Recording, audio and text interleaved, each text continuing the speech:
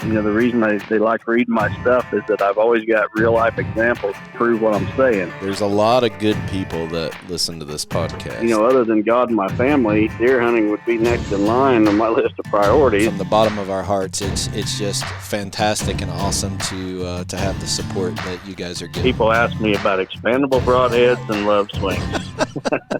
Chasing Giants with Don Higgins and Terry Peer.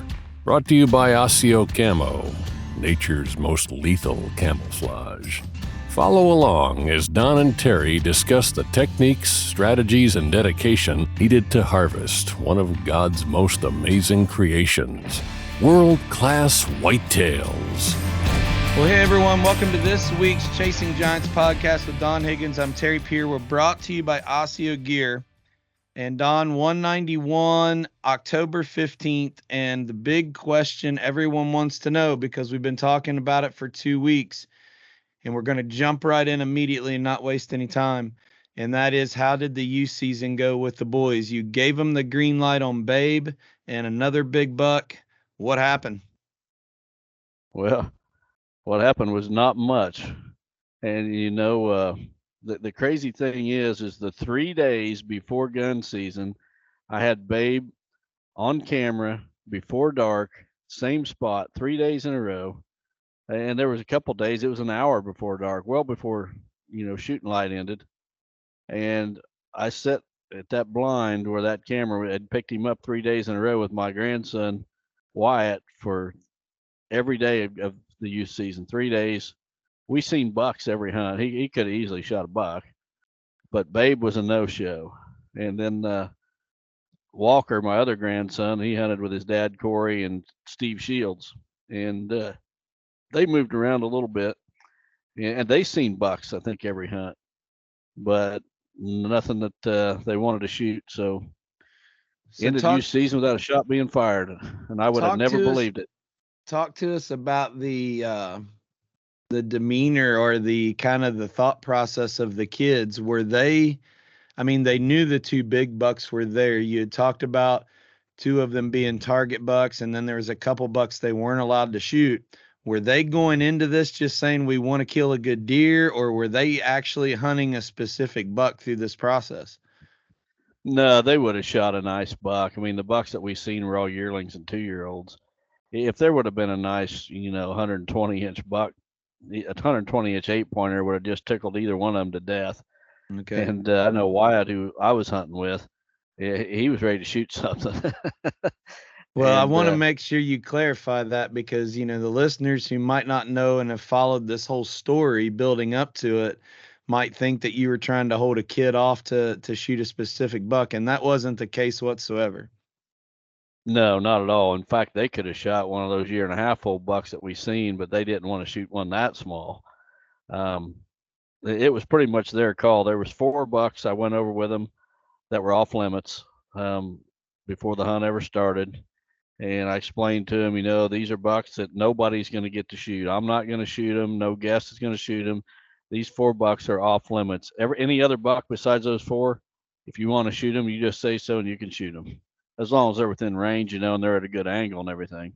But I would have never, ever guessed that we could have had 2 hunters on the farm for 3 days with guns and not shot a buck, a decent buck. But for whatever reason, they just didn't move. At least the older bucks didn't move good. Now, we've seen a lot of deer. I think the first night Walker went out, I think he's seen 17 does and 2 or 3 bucks. So we've seen a lot of deer. We just didn't see the big ones. What was the weather conditions? We thought that we were going to have a little bit cooler temperatures and westerly winds. Did something different happen, or did you notice any conditions that just weren't what we were expecting? The conditions weren't too bad. It was bright, sunny days for the most part. I think it rained right before the season started, like the day before when that cold front come through. And then I think it was a little bit warmer than maybe they was expected, but I remember the sun was just shining bright, every afternoon we got in the stand, and in the morning when it would come up. So the morning activity was like the first 30 minutes or so of light, and then it was dead. And in the afternoon, it was the last hour of daylights when it was the best, but it just didn't happen. And I told them when it was over, I said, you know how the luck is going to be is you guys are going home and I'm going to go out tomorrow on my first hunt and I'm going to see Babe. And that didn't quite happen. I went out the next day and I seen next afternoon and I seen a couple little bucks and some does. But then the following day I went out and I did lay eyes on Babe. I got like 14 minutes of great video footage. Had him at 50 yards. He just wouldn't come any closer than that. He's just an awesome deer. He's huge bodied. I mean, when you see him next to a 1.5-year-old buck, he's at least twice as big body weight as a 1.5-year-old buck, and giant framed rack. He's not going to score huge. I'm going to guess he's within 2 inches either side of 180. You know, he may just miss 180, he may just eclipse it, but he's going to be real close to the 180 mark. But just super wide and heavy, and he's got that big frame like a Smoky or a Mel frame. You know, when you have that big of frame, it's a little deceiving sometimes. You know, you get a lot of score with a lot of non-typical points and time length, and to get elite 200 level, you got to kind of have it all: the frame, the time length, and the mass. But the frame is really big. And I tell you what, we have a group text between, you, myself, and Dwayne Hopkins, and even Dwayne commented today about the size of his body when you sent us some video footage of him. But he's just an absolute bruiser of a buck. And I'm pretty confident between what the plans are from this point forward. He's going to get shot. It's just a matter of who and when at this point. So I think it's going to happen, and hopefully before the rut kicks in, you've talked about it, your buck management. That's where this falls back into. Talk a little bit about that, because you really want this buck shot before the rut. Yeah, I mean, he's just a bruiser, and he's going to run off anything that gets in his way. And I would just love to get him out of the way or killed before the 1st of November. And I'm going to give it a really good shot. I got a couple things going this week. I got to take Andrea to her chemo on Monday, so that kind of takes me out of the hunt for Sunday evening, because if I would happen to shoot one on Sunday evening, I'm not going to be around on Monday to track it or deal with it, so I'm not going to be able to hunt Sunday or Monday. But after that, I'm going to be, pretty much ready to roll for 2 weeks until the next chemo treatment. And I'm going to give it a good shot to get him killed. Now, there's the other buck, the giant 8-pointer, I want to kill as well. And I don't really care so much that I'm the one that shoots them. I just want them both shot. And if I've got a guest here, you or Steve Shields or whoever, and you're sitting there and one of them comes by, I'll let you shoot it. I'd rather do that than for me to burn both of my tags before the rut heats up. I just always like having that tag, at least one tag, in case I run into a giant somewhere. But especially late season with the amount of food that you have on your farm, you still, even though a lot of bucks in your neighborhood, there's still a chance something could show up late season. Right, and it happens anytime we've got rough weather in the late season, really cold and snow, then I will have bucks show up that were not here during the rut or any other time of the year, really. So that's why I like to keep a tag until the late season. And so I want to get both them bucks shot, but I don't really care to do them both myself. But I guess if I have to, I will, for the good of the management program, because there's them 4 young bucks. And the people that watch the Whitetail Master Academy, I just put a video out probably about a week or so ago. I showed every buck basically on this farm. I showed Babe and the giant 8, but I also showed all 4 of these young bucks that are off limits. I showed multiple pictures of each of them. A lot of the other bucks that I'd like to get called off, I showed pictures of them. And, there's a method to this madness, if you will, and getting these older bucks like Babe out of the way so that the young bucks stick around and survive is part of the whole process. Sure. Well, before we move on to the Osseo segment, I guess just wrap up this portion. Talk about how the boys left your place. Were they disappointed? What was your message to them? Because I know how Grandpa Don works, and everything's always a learning opportunity. But it might not be a bad thing that they didn't just go out and kill something in the first 20 minutes either. So what lessons did you try to learn, and how did they take it? Well, the good thing about the Illinois youth season, and again, the Illinois DNR did this right. I mean, I give them a lot of grief about a lot of topics, but the youth season they've done right. And the good thing about it is that this youth tag that they bought, and they only had to pay $10, even as non-residents, they only cost them $10 to buy this youth tag. But that youth tag is also good for the November gun season. So they're going to come back in November. I mean, the crops are all going to be out by then.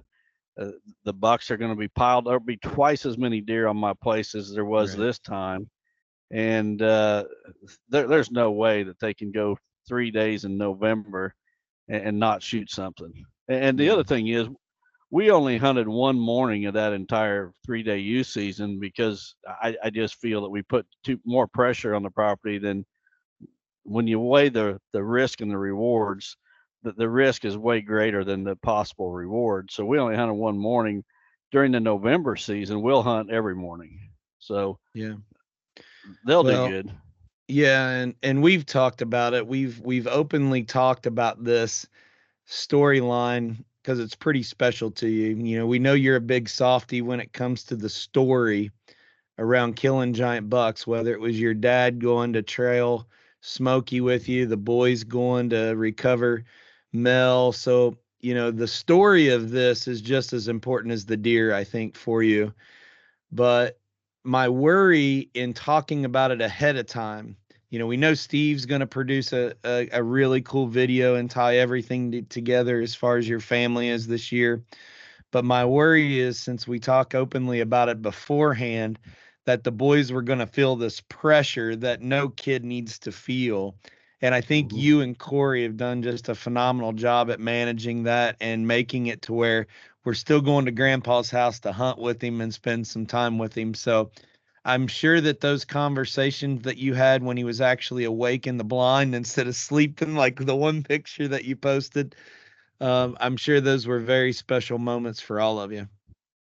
Yeah, I mean, I hope that they'll remember it forever, and I think they will. But it's hunting. There's no guarantees, and they learned that this weekend. There's no doubt they learned that. No matter how high the expectations are, it's still hunting, even on a great property. There's no guarantees. Yeah. But the last thing we want to do, I mean, the amount of text messages that we both got and social media messages, for nightly updates of what happened, it's overwhelming. We're to the point we can't even answer them all. But Mhm.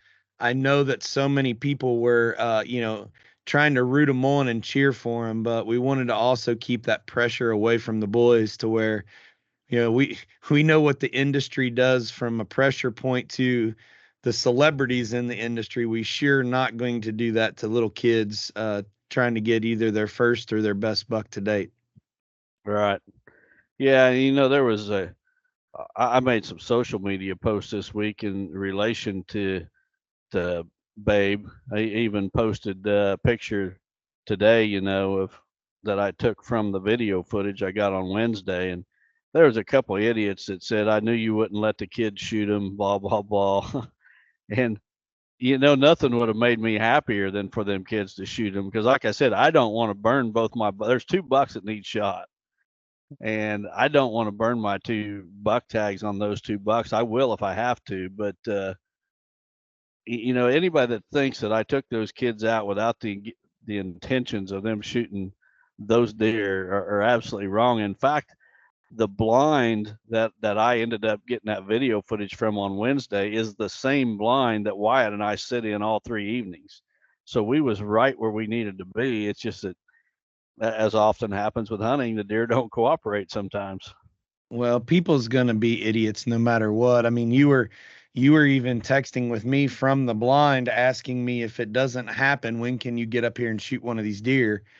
So I mean, it's definitely not a, you know, a selfish thing that you're trying to do, and those people are going to be those people no matter what. So before we move on to the Osseo spot, we're going to come back and talk a little bit about my career change that happened this week, some feedback we got from the Brenton USA segment we had last week. But before we did, I wanted to thank everybody for their prayers for my mom.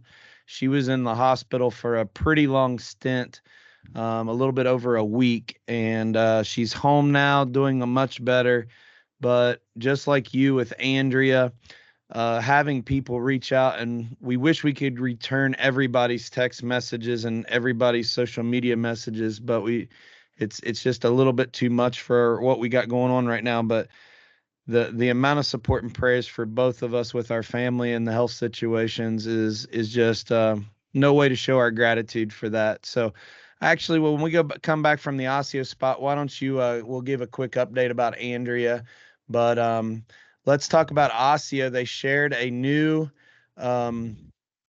profile or spotlight hunt this week, Don. So talk about this that I just shared my screen of from an Ohio hunter wearing his Osseo gear. Yeah, this young man is Drake Miller. I'm not sure what part of Ohio he's from, but he shot a 14-point giant. Looks like double drops on each side, flyers, sticker points, you name it, this buck's got it. He's an absolute giant in every sense of the word.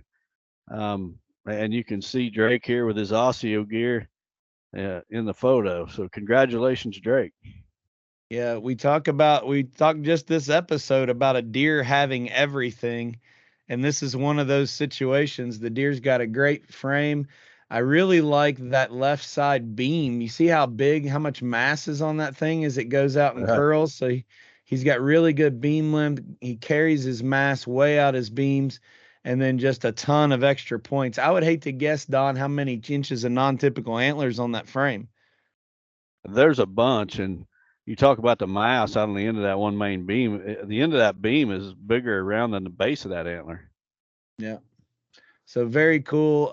And on the other thing I like, Drake, if you're a podcast listener, it was a very nice photo. He cleaned the deer up real well.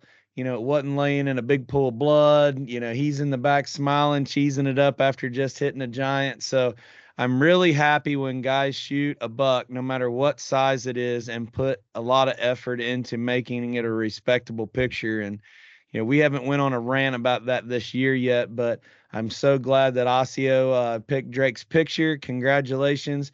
For those of you listening on the podcast platforms, he was actually wearing the solid tan midweight pants and that lightweight camo hoodie that you and I love. I mean, that's a great piece of garment that we wear a lot. It's got an integrated face mask and a hood on it. So great early season bow. But Drake, congratulations, buddy. We're really happy for you. Just an absolute giant buck of a lifetime. Yes, sir. Congratulations, Drake. All right. If you want to learn more about Osseo, visit their website at Osseo Gear. We have a coupon for 20% off, Chasing Giants 20, and I believe free shipping, if I'm not mistaken. So before we talk a little bit about my career change, Don, we got to take care of the boys and their drinking game. So why don't you tee it up in a conversation about your daughter, Andrea? You mentioned that she was going to go on Monday for another round of treatment. How did she do with this last bout? I saw she was at the doctor with the boys doing schoolwork in the lobby of the cancer center. So give a quick update on Andrea so everybody can keep her in your prayers. Yeah, she actually was here for the entire weekend with us during that youth season, which definitely glad she was. And I was hoping we was going to get her out of the house to see a buck or two, but that didn't happen. But I've learned more about cancer here in the last couple months than I ever wanted to know. But she has good days and bad days. The first round of chemo, she was sick for about a week, and then she felt good for about a week, and then she went in for her second round, and she felt bad for almost the entire 2 weeks. Now she goes in for round 3 on Monday, which is just 2 days from now. And I talked to her yesterday, and she doesn't have any days where she feels, I would say, good. I mean, there's days where it's tolerable and she gets up and does things. There's other days where it's not good at all. I know she was dehydrated once and had to go in to get a IV to get rehydrated. Just drinking things like water, just the thought of watching someone else drink water is almost enough to make her want to vomit. And she'll crave certain things at certain times. So, I'm sure Corey, and when she was here, we tried to accommodate that the best we could, but, trying to keep her eating and everything. But so Monday, she will have her third round of this particular chemo, and she's actually getting two different drugs. One of them is the Red Devil, they call it. It's about the worst chemo drug there is. She gets 4 of those. So Monday will be her third, and in 2 weeks she'll get 1 more of those. And then she'll wait 2 weeks, and then she goes in for I think it's 8 weeks, every Monday for 8 weeks to get another drug. It's totally different than the 2 that she's been taking. But we just continue to appreciate everyone's prayers. There's not a day goes by that multiple people aren't still reaching out to me about it. I just ask everyone to continue to pray for this situation, and it's in God's hands, but we got faith that He's going to take care of it. Yeah. And, everybody has a story tied back to cancer. I mean, it affects all of us so much, but my heart just breaks because your daughter, I mean, she's in fantastic shape. I mean, she does everything right. She works out at the gym, she eats right. She's in great shape. And for her to not feel like getting up and doing anything is just not in her DNA. And the fact that you think about somebody who's trying to raise 2 little boys and care for them, fix them breakfast, get them up, get them, they're homeschooled, so take care of them. And she can't even watch them drink water without that she sucks it up so much to even take care of business as a mom at the same time she's fighting this. Just heartbreaking. But Andrea, you got so many people that are behind you, the other people that listen that have reached out and said their loved ones are battling it too. Again, the support network behind this is just so uplifting to everybody. So Andrea, nothing but prayers and support from a lot of people for you right now. And I'm sure that you're going to be celebrating over a buck with the boys before the end of this season. And I think that's going to put a really big smile on her face. Well, we certainly hope that happens, and I don't see why it won't. But. All right. Well, if you guys have noticed, my voice is a little raspy. I've spent the last week with my last week of employment with Mazak, my former employer as of today. And they asked, of course, I resigned about a month ago, and they asked if I would stay on because we had a big open house this week where we had about 2,000 people come in through the week. So between talking to customers, employees, and saying goodbye to everybody, I think I've talked nonstop for a week, and I am emotionally drained and exhausted. But I'm so blessed to have people around me that have believed in me since I was young. And, we've talked about this story on the podcast a few times. My dad was a minister and didn't make hardly any money when I was a kid, but we didn't know we didn't have a lot of money. I mean, they always found a way to provide. So we learned how to work when we were kids. We watched our mom and dad work their tails off, just like your family did. If there's one thing that they put in our minds is priorities with family and how to work. So at 18, I started with this company as a part-time summer job, painting safety lines on a floor, and got to the point that I was when I resigned this year. So grateful for it. I was able to spend time with my entire group and team and really talk to them about servant leadership as I was leaving. Because I think if we look at whatever role you're in, if you're a manager or team leader or supervisor, if something happened to you tomorrow and your team couldn't do their job when you're not there, you haven't been a good leader. Your job is to empower and to create opportunities for your group underneath of you to do the job. Your job is to serve them so they can do their job. And, it was really special to spend so much time with all of them, encouraging them. And they have a bright future. It's a great company. But I actually posted earlier today what I'm allowed to talk about it a little bit now. Earlier this year, my wife was hired by a family who owns a heavy equipment dealership and a series of stores here in Kentucky, Indiana, and Ohio called Cornerstone Equipment. And depending on the store location, they have different lines of equipment. New Holland tractors and Vermeer hay equipment are some of the bigger names. Obviously, Mahindra, Bad Boy, Exmark, Skag. So they have a product for the homeowner all the way up to big ag. But they also have another whole kind of division or sales group that sells industrial sales, which is kind of what I've done all these years, but it's been, capital equipment machinery. This group sells forklifts and material handling equipment and services them and has all the parts for it. And then they also have big commercial construction. So humongous, like excavators, dirt movers, payloaders. So they're very diverse in their product line. And the thing that appealed to my wife when she went to work there is that it's 100% faith-based company. And there's a lot of people that say they're a faith-based company, but this family is just different. And the name of the family is the Ponders. And they started this company in their backyard, total grassroots, and God has just blessed them with a rapidly growing business. Son, Devin, is president and CEO. And there's very few 30-year-olds that I would leave my career in corporate America and go work for. And Don, this kid's special. He has an unbelievable business sense to him and a true, even at his age, mature beyond his years for servant leadership. And so they reached out and I'm going to be running the company for them and working with my wife every day. So no more travel.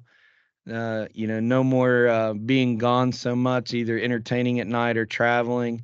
My wife and I are going to be on that leadership team of this company that's just filled with great people. So we're really excited about it.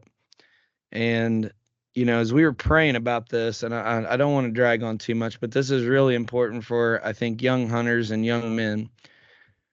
I made the realization a couple years ago that I think I did a pretty good job at being a father.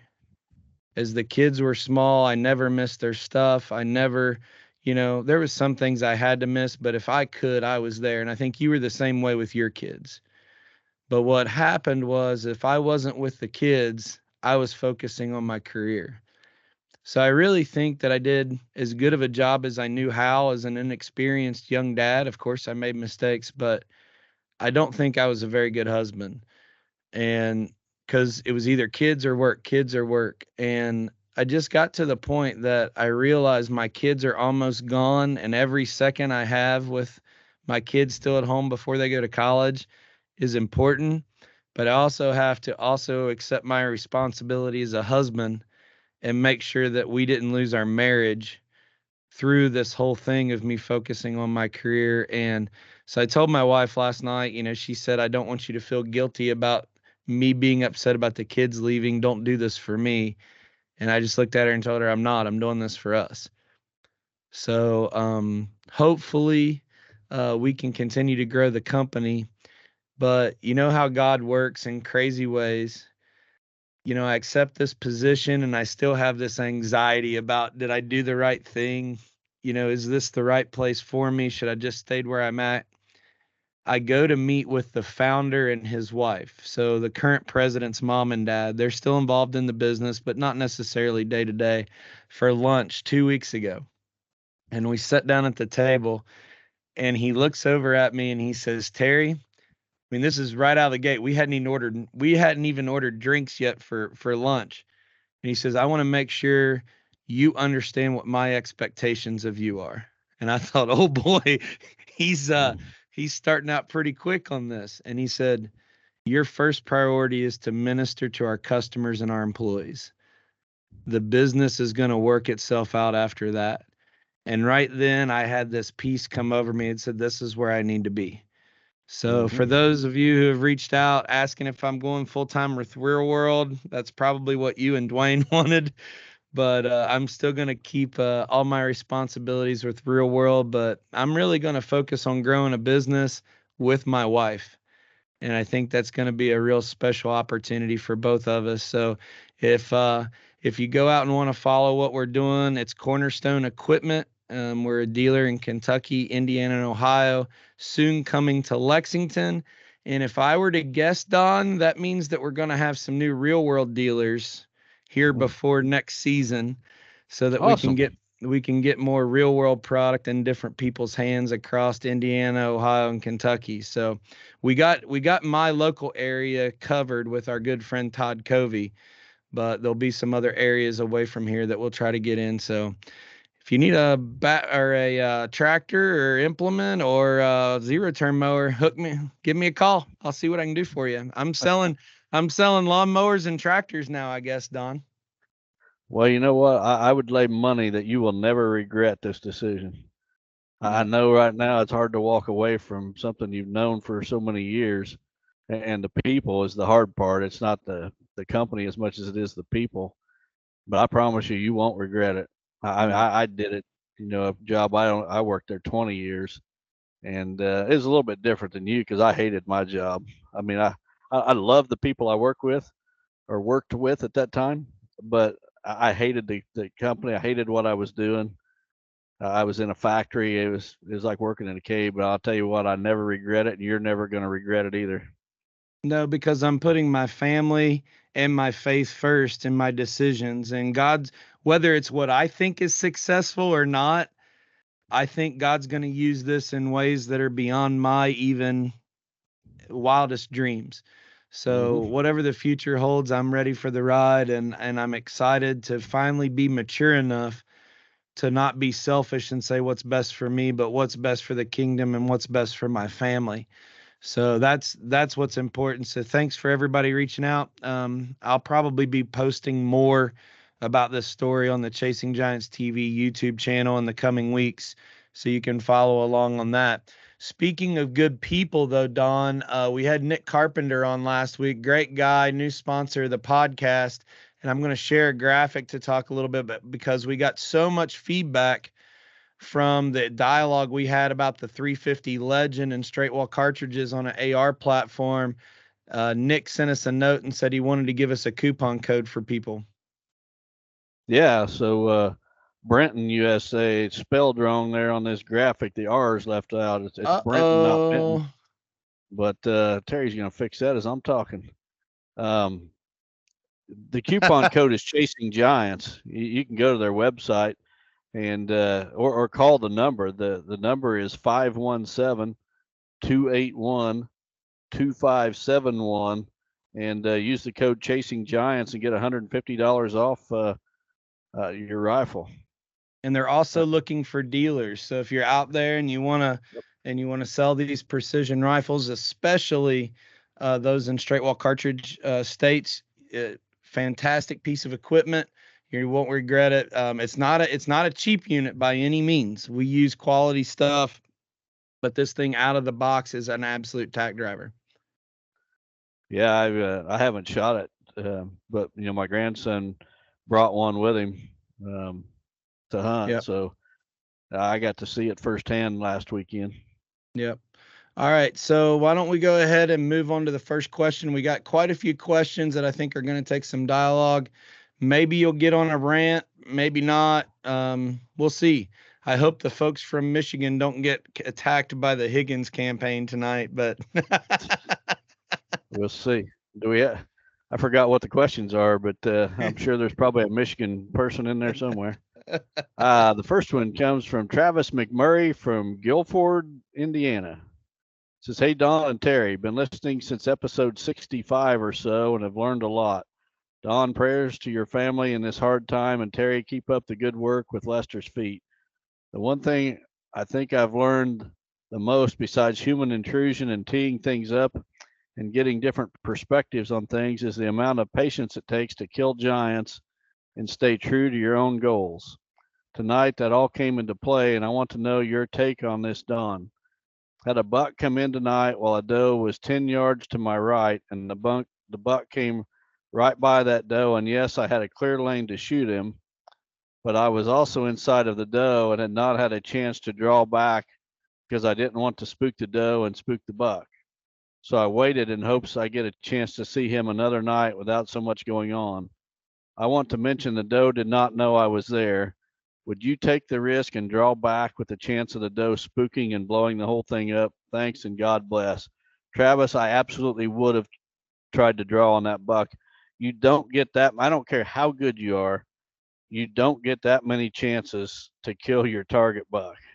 And when you get a chance, especially with that doe not looking, now you might have drew your bow and she might have caught that movement and locked on to you, but that buck has no idea what's going on, and he would have been focused on the doe, and that doe is probably not going to instantly blow out of there and take the buck with her. She's going to instantly get alert. She's going to, all her attention's going to be focused right on you, but there's still a very good chance that you would have had a chance to, or had the opportunity to settle your pin on that buck and release an arrow. So absolutely, if you get a target buck in, you do what you can to take the shot, even if you've got other deer there looking at you. There's a chance it could take several seconds for those deer to blow out of there, and that could be long enough for you to come to full draw and get your pin on your target animal and release the string. I got two points I want you to elaborate on from this question. Number one is use it as a learning opportunity. What can we do different with our tree stands and how we set them up, both with, kind of hiding them a little bit with structure, maybe in front of a shooting lanes, to maybe where we're hidden a little bit more, even with some of your stands that are 35 feet up in the air. But the second thing is maybe go into a little bit about this is another reason why close shots are so important. Being able to be so close to the deer, you pull back, get on it, instead of these 45, 50-yard bow shots that people are trying to make. Yeah, the biggest key with any tree stand is being hidden. It's not height. I would rather sit 10 feet off the ground, truth be known, in a ladder stand than I would 30 feet up in a lock-on. But what I do is I get to the height that I need to stay hidden. I want branches around me. The ideal situation for me is I've got a branch right under my stand going straight out away from me, a major branch, and then I've got one on each side of me. I could almost use them for armrest. When you've got that much cover around you, you can get away with a whole lot more movement and stay hid a whole lot better. And your point on the shot distance is a great one, Terry, because I'm shooting for 20 yards, and actually probably 15 to 20 yards is what I typically set up for. Now I will shoot up to 30, but that's my maximum. And when you get a deer that's 15, 20 yards away, it doesn't take very long for that arrow to get from your bow to that deer. And he doesn't have near as much time to react as if he's 40, 50 yards away. And even when they're on high alert at 15 or 20 yards, there's a good chance you're going to make a vital hit. I mean, way less opportunity for a bad hit in that situation. So, Travis, it's an absolute great question that I think every bow hunter has faced at some point in time, but it's also something to think about while we're making our tree stand setups, or we're putting structure maybe out in front of our tree stand to push those deer a little bit closer, just dropping a tree with a chainsaw, putting a little short section of fence. We've talked about all this just to route them a little bit closer. So, again, just maybe some ideas for our listeners to kind of stew through while they're setting up their stand locations next year. But great question, Travis. Thanks for submitting it. We're going to go on to our second one. So this one is from Joel Gear. I hope I said your last name right, Joel, from Nashville, Tennessee. He says, Don, I'm going to tee you up for a rant. Drink up, fellas. I think I'm going to get tea. I think every question is going to be a tee up question from now on. He says, since you live in Illinois, a state that doesn't allow baiting, I'm sure you're aware that many retail stores in the state are still allowed to sell deer bait in stores. I can't think of one good reason why this is allowed other than allowing companies to profit from unethical or uninformed hunters. What are your thoughts? Joel, when you live in a communist state like Illinois, nothing surprises you whatsoever. This is not just about the companies or the store that's selling these products making money. It's revenue for the state, the sales tax that comes from these things. I absolutely cannot believe that they don't allow baiting, because that would increase their tax dollars even more. But the only reason they don't is because of the liberal nonsense, pushed by a bunch of college educated, book smart idiots. They get their education from a book and not from real world experience. And somehow they've came up with the idea that supplemental feeding and baiting are bad. I could go on a rant, because I've been in the stores, the farm stores, where you got a whole aisle, 50 feet long, of one product after another that's illegal to use in the state where it's being sold. And yet, and in some cases, even pallets, there'll be full pallets of minerals and bait products that cannot be used in the state, but yet they're selling them by the pallets. And, it's just the tip of the iceberg for this state. I mean, I could get going outside of the hunting arena and go on all kinds of social issues.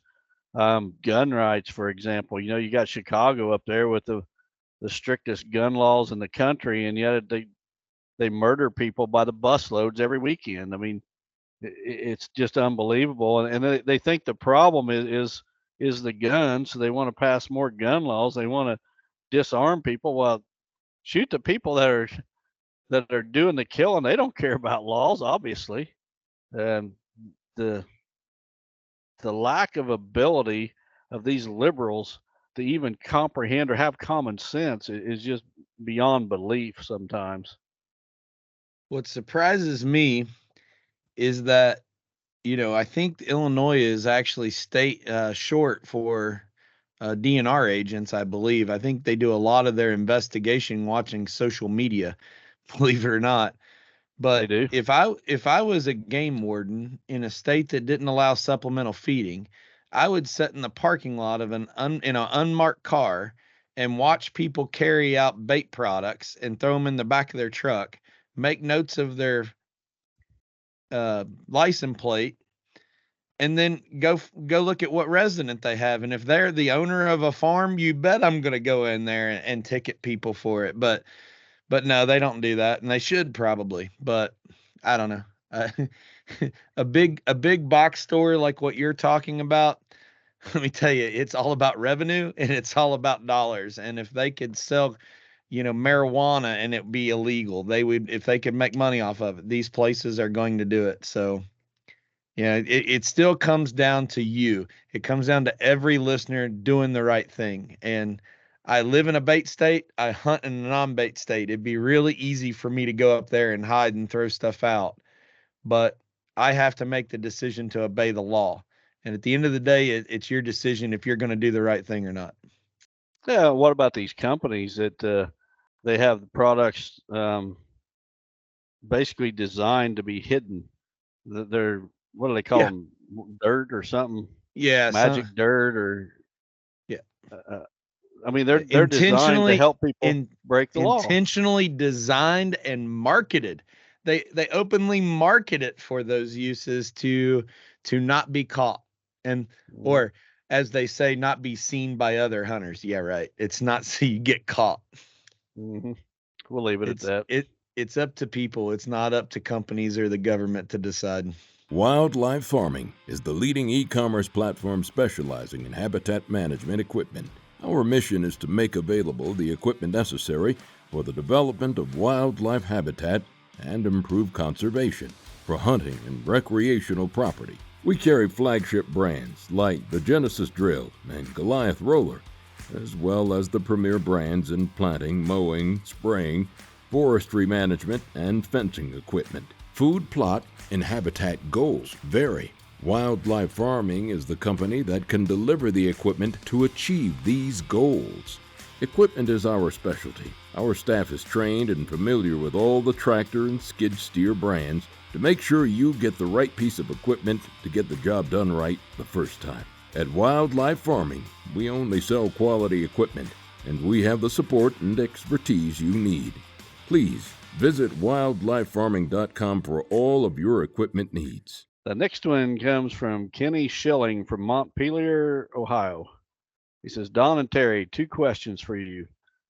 I have a couple folks coming from logging companies to look at my wood soon.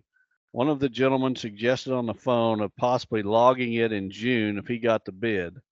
Only part of my farm could be done in that time frame due to crops in the field. Do you have a preference on when logging is done? I wanted it done in February, March, April if possible, but hadn't given much thought to summertime. Second question, have you given any thoughts to insecticide seed treatment on your NutriCrave corn? Since it is a non-GMO, I was expecting it to have additional treatments than just fungicide. Also, do you have a recommended planting population? I dropped mine at about 32,000 and have been very impressed. I think y'all initially under-promised how good this corn is. I have mine guessed at 200 to 230 bushels to the acre. If it's as attractive to deer as you say, I think you have an awesome product. Thanks for all the podcasts and information. Well, Kenny, first of all, on your logging question, summer is not a bad time to log, and here's why. You get in there in the spring months, as you described, February, March, April. A lot of times that ground is really soft, from the spring rains, the freezing and thawing, and those loggers just make a mess. I can't tell you how many woods that I've been in where there's ruts that are knee deep from, some of the skidders and things, the equipment they've had in there dragging logs out. So there's actually an advantage in the summer, and that's that they don't tear the ground up near as much. I think any time outside of hunting season, get them in there, get them out as quick as you can. Even the lease property that Terry and I have a few years ago, it was being logged, and the contract said that they had to be out by October 1st. Well, what do these people do? They waited until September and they come in, and they were the first week of October, they were still there. They went past their deadline by a few days. But even that year, we still had plenty of deer on that property. I mean, you get the loggers to move out, and those deer are going to come through. And sure, it's not the best situation, but in your situation, you said they can't get to the entire farm because of crops being in. I would get them back there where the crops are going to be an issue first, and let them do that. But then if they do the other part in the summer, I don't see that as being a big deal whatsoever. Your next question on the NutriCrave corn, I can tell you this has been corn week for me. Had 2 meetings this week. Actually, we had 2 individuals fly in from out of state to have a corn meeting with us. This NutriCrave thing is taking on a life of its own, and had a couple individuals fly in. I don't even want to say what they do at this point, but we had a big meeting up at the Real World headquarters. I think there was about I think there was 9 or 10 of us sitting around the table for that meeting. And then today I was up there again, met with Dwayne and Mike, and Mike is meeting with our corn breeder this week, and we went over some things before his meeting with the corn breeder. And I see a lot of different things posted on social media. When I make a post about our corn, you always get these comments from people saying, "Oh, it's just a what is an heirloom variety, an open pollinated heirloom variety." I think there was somebody who suggested that our red corn was an heirloom variety called Bloody Butcher or something. And then everybody's trying to guess what it is. Folks, I'm not, you don't have to guess. I'm going to tell you right now, as I've told on my social media, these are actual hybrids. It's not an open pollinated corn. It's not an heirloom variety. It is actually hybrids. Both the red piece and the NutriCrave are both hybrid corns developed by plant breeders for specific traits. And we are still breeding. And the crazy thing is, back when I had the tree nursery, it was totally different than growing an ag crop, because when you put your tree nursery crop in the ground, that crop is not going to be harvested for 5 years. So you're trying to project what the market is going to want 5 years in the future, and you're planting it now so you're ready for that 5 years down the road. Well, with the corn, it's very similar. And that's one thing I've learned recently is that we're taking our corn forward. The corn that we're going to have next year is actually better than the corn we sold this year. So this year, the corn we had was 108, 109 day corn. And this year, when our plant breeder grew our seed for us, we used, I hope I'm saying this right, because I've learned more about corn here recently than I thought I would ever know also. They're using different males on these crosses. So next year, we're going to have 2 maturities. We're going to have 100-day Nutri-Crave, and we're going to have 112-day Nutri-Crave. The other thing is, with these different males that they use to produce this seed, is we're going to have better stock quality. That's one of the issues that we've had with Nutri-Crave in the past, is the stock quality wasn't real good. And when you start getting into the winter months, the stocks start breaking over. Well, we've addressed that, but we're going way beyond that to things I'm not even going to talk about at this point. Our NutriCrave corn is going to continue to get better and better and better. And we're looking at doing things right now this winter that our customers are not going to see for 5 years down the road. That's how long it takes. I mean, to incorporate some of the things that we want to do. But to your question was more about the non-GMO and the treatments on that seed. So just because it's non-GMO doesn't mean it needs any special treatments. And in fact, we sold some of our NutriCrave seed last year untreated because people were putting it on organic farms, and on organic farms, the seed could not be treated. It just had to be the raw seed. And so we actually did sell some NutriCrave this spring, and we can make that available at any time by special request. We need to have that request in before everything we got gets treated, but we can definitely hold some back and not treat it for organic farms. It's non-GMO with no treatment on it. You can plant it on an organic farm and be fine, but we only want to treat it with what it needs to perform best. And to get into that treatment, I am the wrong person to ask. I'm not even going to go down that road. We would want to talk to Dwayne or Mike and get them to answer those kind of questions. Touch a little bit on the yield, because for the last 2 years, both of us have seen just crazy corn yield out of the NutriCrave. I planted at 26,000 an acre. I'm not sure what you had your planter set to this year, but I think both of us were over 200 bushels an acre on our plots.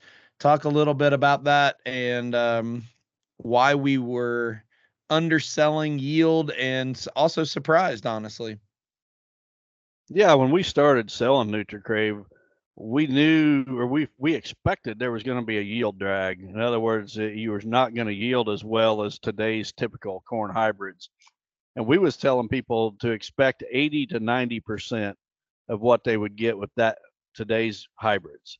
Well, what we found is this corn will stand right with today's hybrids. In fact, I just sent Dwayne today a testimony from a farmer in Central Illinois. He's a full-time farmer. He's also a seed salesman, an ag seed salesman. And he sent a picture, not just of ears he'd pulled out of his plot. He went down the row and he just pulled the husk back and he left the ear attached to the stalk. And one ear after another, he peeled it back so you could look right down the row and you could see giant ear after giant ear after giant ear. And he says, I evaluate thousands of acres of corn every year of countless varieties.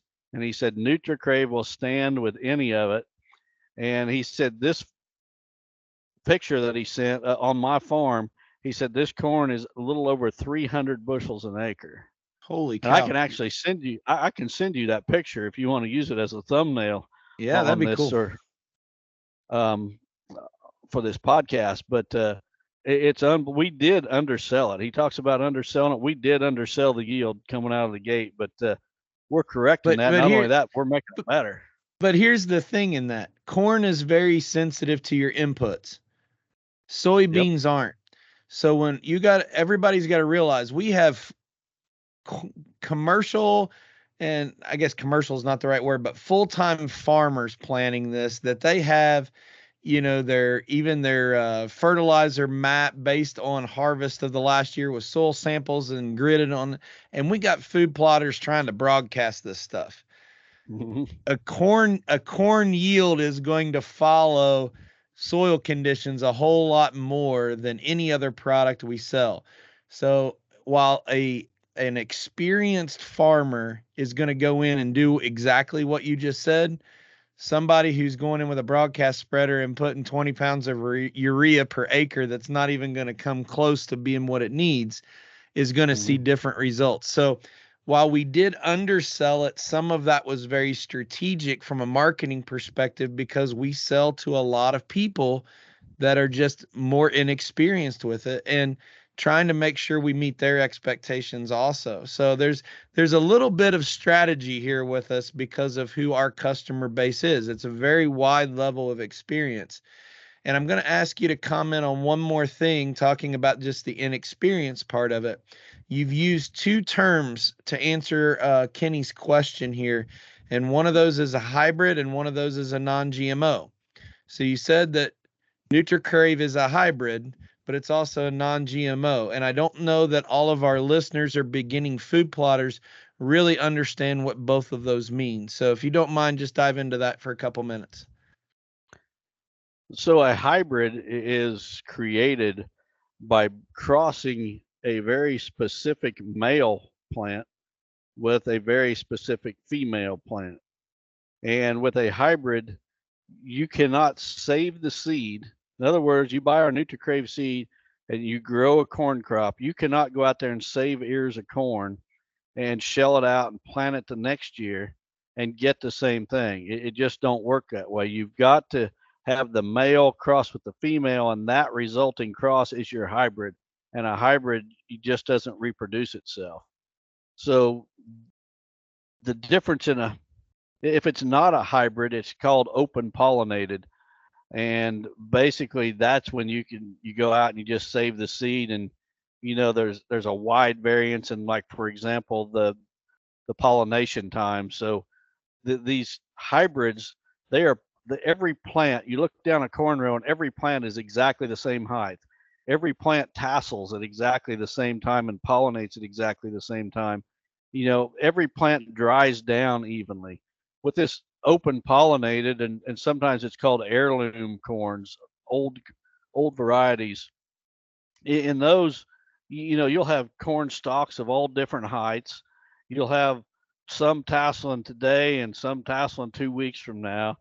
It's just, there's no consistency whatsoever. And so with these hybrids, they've got it bred, to very specific tolerances. I mean, down to the day of maturity.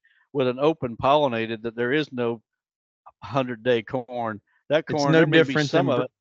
No different than breeding livestock. You're taking a male trait and a female trait, and the offspring of that trait is some target result.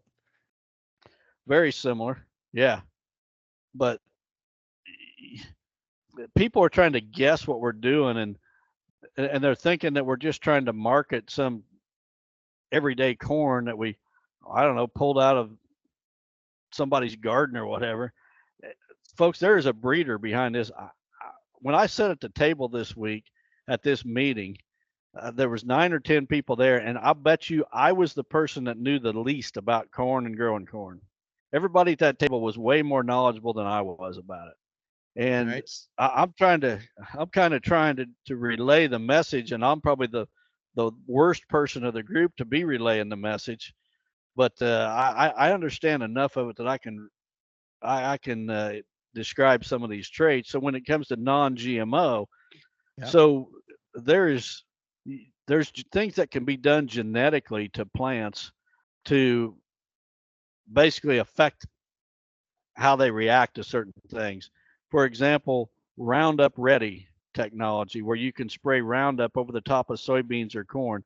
That is a GMO. It's a genetically modified organism. So when you have these genes that have been modified to not kill the plant when it's sprayed with Roundup, that's a genetically modified organism. There's also genetic modifications for like rootworm resistance with corn. So, some of these corns have just all these different genetic traits stacked on top of them for higher ag production. Well, we don't have any of that. And here's the huge advantage for the deer hunter is that without question, and some people are going to think this is nuts, but I'm telling you, without question, a deer can tell the difference between a genetically modified corn and a non-genetically modified corn or soybeans, either one. And if you don't believe it, plant both side by side and tell me which one the deer tear up first.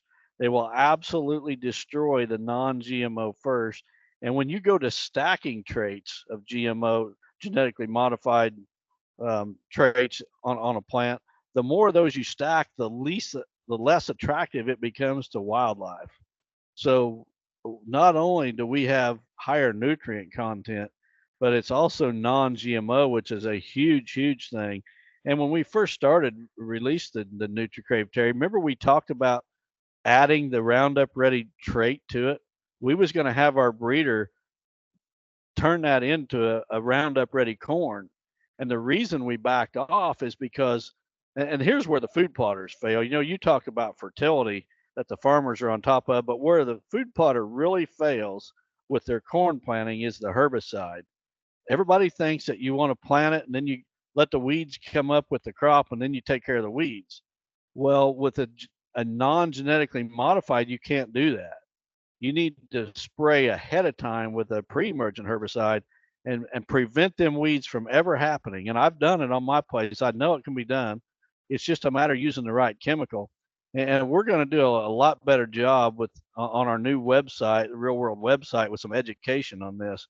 But this is the real deal. When we were thinking about it too, we still didn't have access to some of that product, and now we do. So it's just part of the, we have a whole new marketing campaign for next year we're going to be releasing in the coming months, where we're providing every solution that a food plotter could ever want. We as a company are committed to those habitat people that are committed, all just providing every resource, everything that a deer needs, and herbicide being one of them.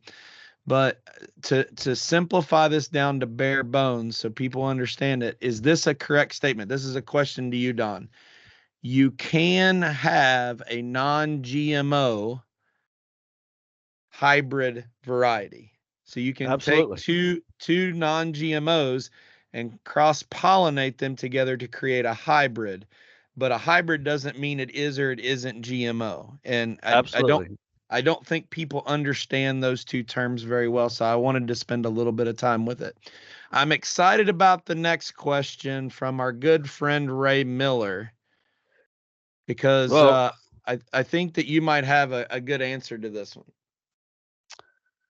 Yeah, Ray Miller, he wanted a question read bad because I think he submitted about 6 of them in a row, and this was my favorite, so I picked this one. So you guys have heard us talk about Ray and Aiden, a couple clowns up there in Burton, Ohio, and I had to get that dig in there.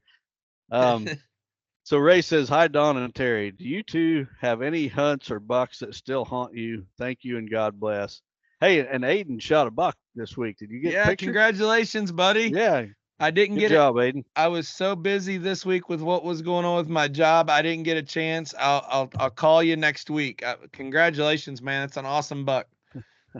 These guys get it. I mean, these guys get it. That they first hired me about, I don't know, 4 or 5 years ago, and they was all ears and they bought in 100%, and now they get it. And these guys are shooting good deer on a consistent basis. That buck was shot on the master class property, wasn't it? Yeah, it's where we had the master class. The remote master class that we did in that area. This buck was shot on that property. Yep. So bucks that still haunt me. Yeah. You didn't read the question. I thought I did. It says, "Hi, Don and Terry. Do you have any hunts or bucks that still haunt you? Thank you and God bless." Yeah, Ray, there's actually 2. You've probably heard me talk about the Cedar House buck. It was a giant typical. It was so many years ago. It was probably in the late 1980s. I seen the buck. The first time I seen him would have been the Sunday after Thanksgiving one year, and he came. I was in my tree stand, and he came from a direction where there was no woods, nothing but a fence line a mile away, and past that fence line was a big town. So I mean, he must have been bedded on that fence line, and somebody bumped him, because I'm telling you, an hour and a half before dark, this buck comes running across this field from a mile away right towards me, and he was a giant. And then the next season I seen him again and actually had a shot and didn't connect. But he was an absolute giant. He's right there in the category of Smokey and Mel, but he was just a clean 10-pointer. But I mean, he was the biggest 10-pointer I ever seen by far. He was wide, he was tall, just an absolute giant. And that buck haunts me. And there's one other hunt that I still think about quite a bit. And this was way back there too. It was probably the early 1990s, real close to a similar time frame as the Cedar House buck. And I got permission to hunt a new woods right about the time season opened. And I went in. I remember it was on a Sunday afternoon. I went in, I put a tree stand up. These deer it was a long, narrow piece of cover, and the deer would bed out on one end of it. And then there was an alfalfa field that they would filter through and hit that alfalfa field in the evening. And I went in there and I seen these big rubs and stuff, and I pretty much knew what the deer were doing. It was a long, narrow piece of cover. It was pretty obvious what was going on. So I hung a stand, and I came back the next day on Monday after work, and I climbed in that stand and didn't see anything until right before dark. And right before dark, I had a couple of bucks coming. They came right past me. I mean, it was dark. It was right at the tail end of shooting light, but I could hear more deer coming in the brush behind them. And I let the first two pass, and they were decent deer. There was 130, 140 class bucks. And at that time, I would have probably typically shot those deer, but I wanted to see the bucks that were following them. I didn't want to shoot them without seeing what was behind them, because there were some ginormous rubs in this woods. And I thought, man, I bet the bucks that made those rubs are even bigger. But anyway, it gets dark. It's past shooting light. I'm sitting in my stand waiting on these deer to clear. And the bucks that are bringing up the tail end, they come past my stand. And these deer all go out to the edge of this alfalfa field. And the edge of this alfalfa field was probably only about 40 yards from where I had my stand. And they're out there, and two of these bucks started sparring, fighting. And I'm telling you what, I'd never have heard this sound. This is the only time in my life I've ever heard this sound. It literally sounded like somebody was taking two Louisville Slugger baseball bats, the fat end of them, and smacking. I mean, it was just so solid. I can only imagine the mass those deer must have had, because this wasn't, high pitched, fine antlered tines tickling together. This was sounded like major bowling pins. Oh, it was major bone hitting each other. And I mean, it just, I've never heard that sound except that one time. And I never did lay eyes on them bucks. I kept hunting there. And the biggest buck that I ever seen that season was about 150-inch 10-pointer. It's one of them deals that I didn't realize back then the importance of freedom of human intrusion. And I burned that spot out, and I guarantee you I bumped those deer, and they vacated the area. But I will never forget the sound of those antlers. It was in the dark. It was, by the time I climbed out of my stand, it was an hour past shooting light to slip away. And I sit there in the dark and I listen to those big old antlers banging into each other. And I always wondered what those antlers must have looked like. Well, I have a hunt that haunted me. It was actually the first time I ever tried to hunt out of a tree saddle. And the night before, I'd eaten 6 chili cheese burritos from Taco Bell and got up in the tree stand, had a code brown, and couldn't get the saddle off because all my pockets were filled with Little Debbies and I didn't want to smash them. So I tried to cut the butt out of my camo pants and take care of it, and then ended up going down my leg. But no, it didn't happen. But I think that was way too much detail, Terry. We did not need to hear that. Oh, I had to make Ray and Aiden laugh tonight. So they teed you up, didn't they? Yep, teed me up. So you don't want that perspective in a tree stand, I assure you. But No, that's a perspective man, you none of would us wants not to see. believe. I bet I get 30 messages a day. I guess people are actually making like Little Debbie Pro Staff hunting shirts. I bet I Yeah. get 20 or 30 messages a day of people sending me that. I'm glad I'm known for something. I guess it's Little Debbie. Have they been pictures of the king buck that was killed in Texas? Yeah. I don't know how many of those I've got. Yeah. I've had a bunch of people send me that one. That is the king buck, no doubt about it. Yeah, there was a deer shot, and I think the picture's actually on a tailgate or on a table or something. And let's just say the undercarriage of this deer was a little bit enlarged, the size almost to look like of a volleyball or basketball. So yeah, crazy. Hey, before we do, I'm gonna actually move to the last question of the night because we're running a little over tonight. But before we do that, congratulations to Real World Dream Team member Mark Luster. He has been very vocal telling the story of a target buck that he's been hunting since opening season, and he closed the deal tonight. That he did. Good job, Mark. And that deer, I was headed. Well, I shouldn't say. I'll let Mark tell the story. All I know is Mark planted some Real World soybeans specifically for this deer. And whether they shot the deer coming to them soybeans, I don't know. I need to let him tell that story. But he planted a plot of Real World soybeans just for that deer. Yep. All right. Well, this is the last question of the night. I think it's a good one to end on. And if I can get it to go up on the screen. There we go. This one comes from Randy Dearman from Somerset, Ohio. He says, "Hey, Don, I'm having a hard time getting my name out there in the bow hunting world. I am 16 and I live in Ohio. I'm on a mega giant this year in central Ohio and would love to get any advice on how to get my name out to some of the bigger hunting brands. Thanks." Randy, I hate to burst your bubble, but there are probably 500,000 16-year-old young deer hunters that would love to break into the hunting industry. And my best advice to you is to be yourself. You've got to find your own unique brand, or whatever that may be. If you look around the industry at the most successful people out there, they're all a little bit different. The most successful ones. In other words, there's not a cookie cutter approach that any of them followed and to get to where they are.